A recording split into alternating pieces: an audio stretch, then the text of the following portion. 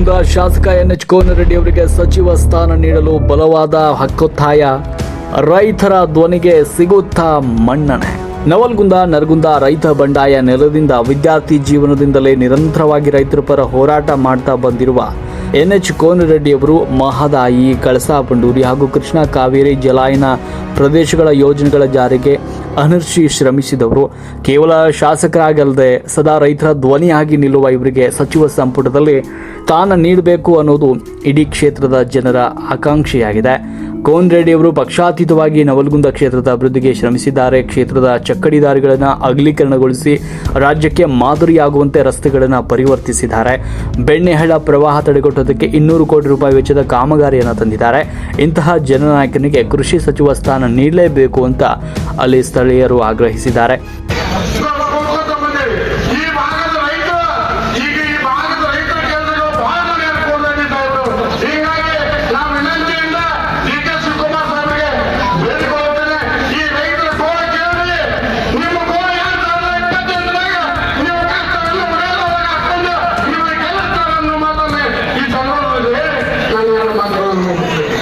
ಇನ್ನೊಂದು ಪ್ರತಿಭಟನೆಯಲ್ಲಿ ನೂರಾರು ಮಹಿಳೆಯರು ಸಕ್ರಿಯವಾಗಿ ಭಾಗವಹಿಸಿದ್ದು ಕೋನರೆಡ್ಡಿ ಅವರಿಗೆ ಸಚಿವ ಸ್ಥಾನ ನೀಡುವಂತೆ ಹೈಕಮಾಂಡ್ಗೆ ಆಗ್ರಹಿಸಿದ್ದಾರೆ. ಇನ್ನು ಮುಖ್ಯಮಂತ್ರಿ ಡಿ.ಕೆ. ಶಿವಕುಮಾರ್ ಅವರಿಗೆ ಕಲ್ಯಾಣ ಕರ್ನಾಟಕ ಭಾಗದ ರೈತರ ಕಲ್ಯಾಣಕ್ಕಾಗಿ ಎನ್ಎಚ್ ಕೋನರೆಡ್ಡಿ ಅವರನ್ನು ಸಚಿವರನ್ನಾಗಿ ಮಾಡಬೇಕು ಅಂತ ಮನವಿಯನ್ನು ಮಾಡಿಕೊಂಡರು.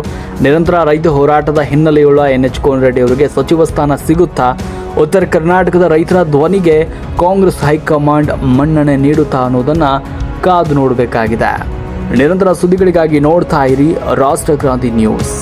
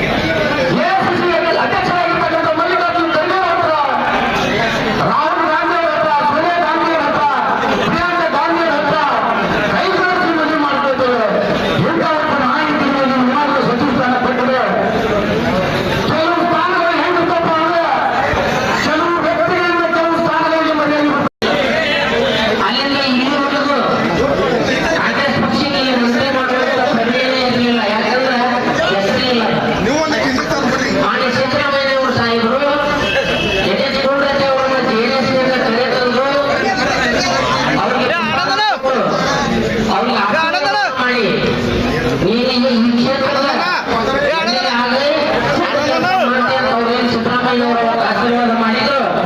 ಅದ್ರ ಜೊತೆಗೆ ಈ ಕ್ಷೇತ್ರ ಸರ್ವತ್ತು ಎಲ್ಲ ಜನರು ಆಶೀರ್ವಾದ ಮಾಡಿ ಕಾಂಗ್ರೆಸ್ ಪಕ್ಷ 25-30 ವರ್ಷದ ಸೋಲಾಗಿರ್ತಕ್ಕಂಥ ಕಾಂಗ್ರೆಸ್ ಪಕ್ಷವನ್ನ 22,000 ಅಧಿಕ ಮತಗಳ ಅಂತರ್ಗತ ಈ ಕ್ಷೇತ್ರದ ಜನರ ಆಶೀರ್ವಾದದಿಂದ ಗೆದ್ದು ಯಾಕಂದ್ರೆ ಅದಕ್ಕೆ ದಯವಿಟ್ಟು ಈಗ ಹೇಳ್ತಿರ್ತಕ್ಕಂಥದ್ದು ಏನಂತಂದ್ರೆ ನಾವು ಡಿ ಕೆ ಶಿವಕುಮಾರ್ ಸರ್ ಅವತ್ತೇನು ಸಿದ್ದರಾಮಯ್ಯ ಸಾಹೇಬರು ಯಾವ ವಿಶ್ವಾಸವನ್ನು ಇತ್ತು ಈ ಕ್ಷೇತ್ರದಲ್ಲಿ NH ಕೋನರೆಡ್ಡಿ ಅವರಿಗೆ ಟಿಕೆಟ್ ಕೊಟ್ಟು ಅವ್ರಿಗೆ ಆಶೀರ್ವಾದ ಮಾಡಿದ್ರೆ ಅವ್ರ ಆಶೀರ್ವಾದಕ್ಕೆ ಚ್ಯುತಿ ತರದಂತೆ ಕೆಲಸವನ್ನು ನಿರಂತರವಾಗಿ ಮಾಡ್ತಿರ್ತಕ್ಕಂಥ ಒಬ್ಬ ನಾಯಕ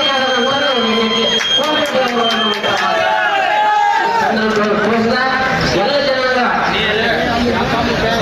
ಎಲ್ಲ ಜನಾಂಗದವರು ನನ್ನ ಅಣ್ಣ ತಪ್ಪಂದಿರಂತೆ ತೋರಿಸಿಕೊಂಡು ಹೋಗುವಂತ ಒಬ್ಬ ನಾಯಕ ನಾವು ಇವತ್ತ ನಮ್ಮ ಭಾಗದಲ್ಲಿ ಬಂದದ್ದು ನಮ್ಮ ಪುಣ್ಯ. ಕಾಂಗ್ರೆಸ್ ಎಲ್ಲ ಕಾರ್ಯಕರ್ತರು ಗಮನಿಸಿದಾರ, ಎಲ್ಲರೂ ಪಕ್ಷಾತೀತವಾಗಿ ಇವತ್ತು ಭಾಗವಹಿಸಿದಾರ.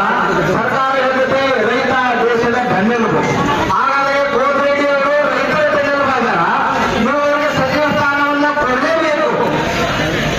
ರೈತರಿಗೆ ನೀವು ಹೇಳ್ತಾ ಇದ್ದೀರಿ, ಸರ್ಕಾರ ಹೇಳಿದ್ರೆ ರೈತ ದೇಶದ ಬೆನ್ನೆಲುಬು. ಹಾಗಾದ್ರೆ ರೈತರ ಸಲುವಾಗಿ ಅವರು ಬೆನ್ನೆಲುಬಾಗಿರುವಂತಹ ಕೋನರೆಡ್ಡಿ ಇವರಿಗೆ ಸಚಿವ ಸ್ಥಾನವನ್ನ ಕೊಡಿ. ಇದರಿಂದ ರೈತರು ಎಲ್ಲರ ಜೀವನಕ್ಕೆ ಆಗ್ತಾರ.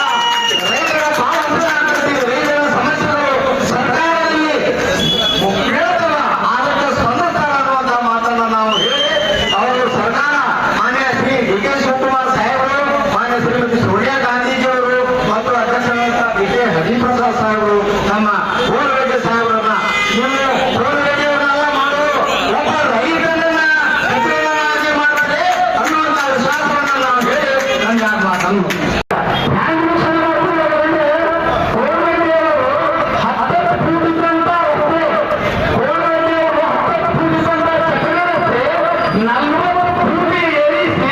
ಅದನ್ನ ನ್ಯಾಷನಲ್ ಹೈವೇ ಮಾಡೋದ್ರ ಇದು ಯಾರಿಗೂ ಸಾಧ್ಯ ಆಗಿಲ್ಲ. ಸನ್ಮಾನ್ಯ NH ಕೋನರೆಡ್ಡಿ ಅವರು ರೈತರ ಬಗ್ಗೆ ಅಪಾರವಾದಂತಹ ಕಾಳಜಿ ಹೊಂದಿದ್ರಿಂದ ಎಲ್ಲ ರೈತರು ಸೇರಿಕೊಂಡು ಕೋನರೆಡ್ಡಿ ಅವರಿಗೆ ಸಹಾಯ ಸಹಕಾರ ಮಾಡಿದ್ರಿಂದ ಆ ಕೆಲಸ ಆಗೈತಿ. ಅದಕ್ಕೆ ದಯಮಾಡಿ ಹೈಕಮಾಂಡಲ್ಲಿ ವಿನಂತಿ ಮಾಡ್ಕೊಳ್ಳಿ ಏನಂತಂದ್ರೆ ಬರುವಂತ ಸಚಿವ ಸಂಪುಟದಲ್ಲಿ ಸನ್ಮಾನ್ಯ NH ಕೋನರೆಡ್ಡಿ ಅವರಿಗೆ ಕೃಷಿ ಮಂತ್ರಿ ಮಾಡಬೇಕಂತೆ ಹೈಕಮಾಂಡ್ ವಿನಂತಿ ಮಾಡಿಕೊಂಡು ಇಲ್ಲಿ ಮಾತಾಡೋ ಅವಕಾಶ ಮಾಡಿಕೊಟ್ಟಂತ ಸಂಘಟನಾ ಎಲ್ಲ ಸಚಿವರಿಗೆ ಅಭಿನಂದನೆ ಸಲ್ಲಿಸಿದ್ದಾರೆ. ಜನ ಸೇರಿ ಅವ್ರು ನಾವು ಕೂಡ ಒಪ್ಪೋದಿಲ್ಲ. ಇವತ್ತು ಡಿ ಕೆ ಶಿವಕುಮಾರ್ ಜೊತೆಗೆ ಸಿದ್ದರಾಮಯ್ಯ ಜೊತೆ ಸಂಬಂಧ ಐತಿ. ಯಾಕಂದ್ರೆ ಸಿದ್ದರಾಮಯ್ಯ 200 ಕೋಟಿ ರೂಪಾಯಿ ಬೆಣ್ಣೆ ಕೊಡ್ಬೇಕಾದ್ರೆ ಸುಮ್ಮನೆ ಕೊಡಂಗಿಲ್ಲ. ಅವರು ಬೆಣ್ಣೆ ಹಚ್ಕೊಂಡು ಎಂತ ಸಾವಿರಾರು ಎಕರೆ ಇವತ್ತು ಇವ್ರು ನೆನಸ್ತಾರೆ ಕೋನರೆಡ್ಡಿ ಅವರು. ನೀವು ಕ್ಷೇತ್ರದಲ್ಲಿ ಏನೇನು ಕೆಲಸ ಆಗಿ ನೀವು ನೆನಪು ಮಾಡ್ಕೊಡಿ. ಭಾಳ ಮಾತಾಡಂಗಿಲ್ಲ, ಅತಿ ಎಲ್ಲರೂ ಒಪ್ಪೋದ್ರಿಂದ ಇವತ್ತೇನು ಸ್ಥಳಕ್ಕೆ ಇದು ಮಾಡಿ ಹೋರಾಟನ ಕಳಿಸೋದಾಗಿ ಇವತ್ತ ನಾವಿಲ್ಲಿ ಮಾತಾಡಿದ್ದು ಏನು ಗೊತ್ತಾಗಲ್ಲ.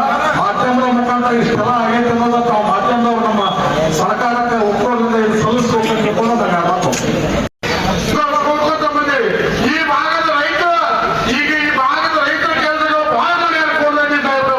ಹೀಗಾಗಿ ನಾವು ವಿನಂತಿಯಿಂದ ಡಿ ಕೆ ಶಿವಕುಮಾರ್ ಸಾಹೇಬರಿಗೆ ಬೇಡಿಕೊಳ್ಳುತ್ತೇನೆ, ಈ ರೈತರ ಗೋಳ ಕೇಳಿ ನಿಮ್ಮ ಗೋಳ ಏನು 2028ದಾಗ ನೀವು ಕಷ್ಟವನ್ನು ಮನೆಯೊಳಗೆ ಹಾಕೊಂಡು ನೀವು ಗೆಲ್ಲಿಸ್ತಾರೆ ಅನ್ನೋ ಮಾತನ್ನೇ ಈ ಸಂದರ್ಭದಲ್ಲಿ ಹೇಳಿ ನಾನು ಮಾತುಗಳನ್ನು ಮುಗಿಸ್ತೇನೆ.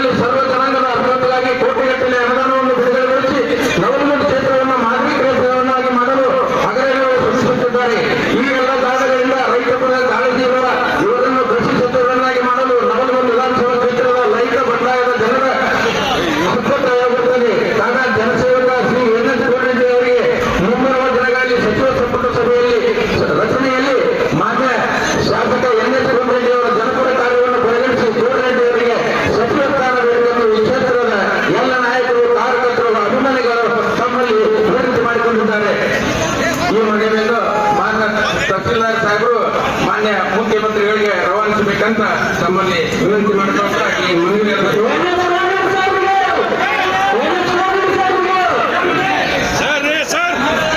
ತಹಸೀಲ್ದಾರ್ ಸಾಹೇಬರಿಗೆ ಮನವಿಯನ್ನು ಸಲ್ಲಿಸಲಾಗಿದೆ.